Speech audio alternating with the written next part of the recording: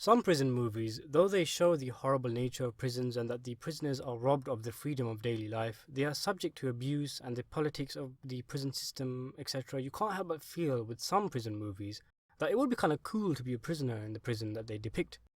Films like The Shawshank Redemption and Cool Hand Luke do well in showcasing what prisoners are deprived of, but I can't help but feel sometimes naively to be envious of the sense of camaraderie amongst the prisoners that is displayed. And I know this sounds really stupid, but the homely atmosphere that sometimes becomes ingrained into a prison film.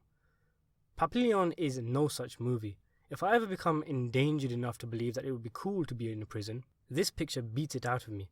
I was pretty taken aback at how depraved and vividly brutal the film is. We see things like public executions where the camera doesn't shy away from the decapitation, prisoners being put to heavy manual labour and fainting and dying on the spot out of exhaustion, nobody doing anything about it, and characters being starved in lightless cells months on end. Human life has no value, or at least prisoner life doesn't, and the suffering of prisoners is normalised and seen as inconsequential. When you see inmates eating the slimy-looking liquid that resembles a lunch blissfully beside a dead body of a man who took his own life by shoving a branch down his throat, you know the film isn't pulling any punches, and it makes you grateful that you aren't in prison.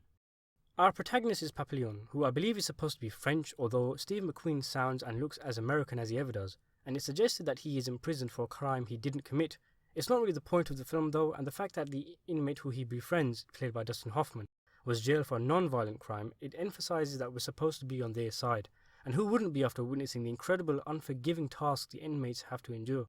Papillon is fixated on escape, and his numerous attempts at getting off the island he is result in capture and harsher punishments being dished out on him. His plans usually fail due to the double crossing of those whom he involves, and it happens so much you end up really feeling for the guy. Despite his intelligent plans, he just can't catch a break. Elongated solitary confinement is what he is subjected to as a result of his attempts, and it's here where amongst his moments of ever-increasing madness he has a moment of reflection and contemplation momentarily, dreaming a dream where he accepts that he has lived a wasted life. I found this really interesting, and I did think to myself before watching this scene, seeing these men who committed fraud or unpicked locks through decades, that it was such a wasteful, sad existence.